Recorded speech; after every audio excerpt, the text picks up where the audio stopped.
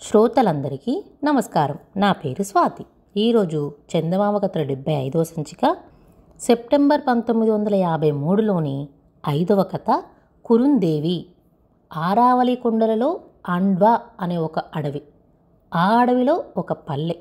ఆ పల్లెకి సమీపంలో ఒక జొన్న చేను. ఆ చేనిలో మంచపైన కూర్చుని ఉన్న ఒక 18 ఏళ్ల బాలా కుమార్తె పిట్టలను తోలుతూ ఉంది. కేకలు వేసుకుంటూ పరిగెత్తు వస్తున్న మనుషుల కోలాహలం వినిపించింది. ఏంటి చెప్పమా అనుకుంటూ ఆమె మంచపై నిలబడి చూసింది. ఆమె చూస్తూ ఉండగానే పెద్ద అడవి పందొకటి ప్రాణభీతితో పరిగెత్తుకొచ్చి గుబురుగా ఉన్న జొన్న చేనులో దూరి దాక్కుంది.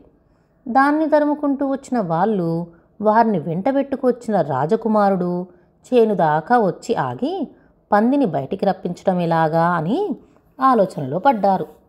అప్పుడు మంచపైనున్న కన్య, పంది కోసమా చూస్తున్నారు అంది. అవును అన్నారు వాళ్ళు. చివర పదునుగా చిక్కిన ఒక కర్రను పెరికి దానితో ఆమె పందిని ఆయుపట్టున ఒక్క పోటు పొడిచేసరికి అది గిలగిలా తన్నుకొని చచ్చిపోయింది.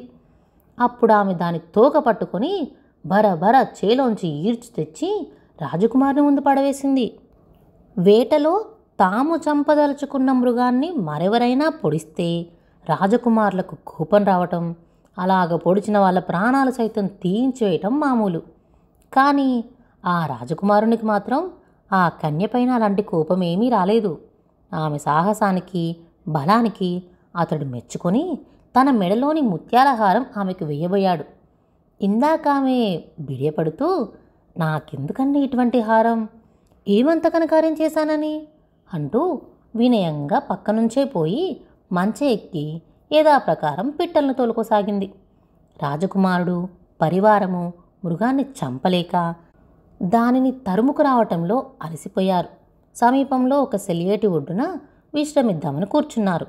కూర్చుని ఉండగా ఒక మట్టి ఉండ రివ్వున వచ్చి రాజపుత్రుని గుర్రం కాలికి తగిలింది. ఎవరు చెప్పమా ఈ పనిచేసింది అని వాళ్ళు 4 దిక్కులా చూడగా బడిసెలతో రాళ్ళు రువ్వి పిట్టలను తోలుతూ ఉన్న పిల్ల కనబడింది.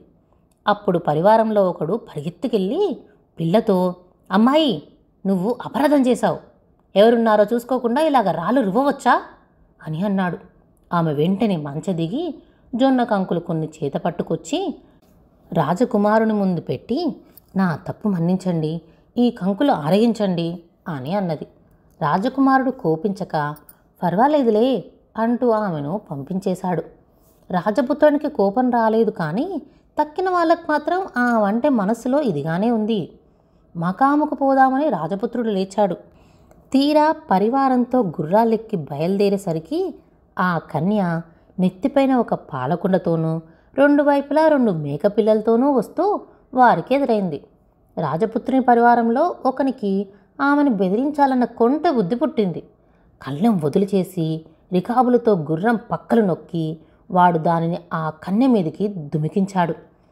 ఆమె కంగారుపడి పక్కకు తప్పుకోబోతుందని, అప్పుడు ఆమె పాలకుండ కింద పడి బద్దలైతే తమాషా చూసి అందరూ నవ్వుతారని వాడు ఆ పని చేశాడు.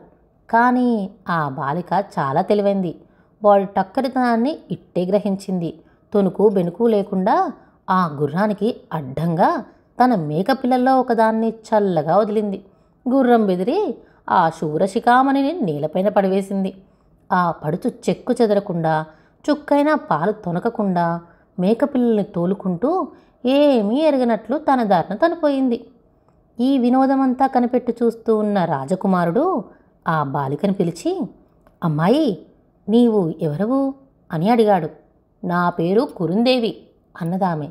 మీ కులం? రాచకులం. మీ ఇల్లెక్కడా? ఆ కనపడే పల్లెలో. మీ తండ్రిని ఒక మారు మా మకాంకు రమ్మని చెప్తావా అన్నాడు రాజపుత్రుడు. అలాగే అంటూ ఆమె తన దారిన పోయింది.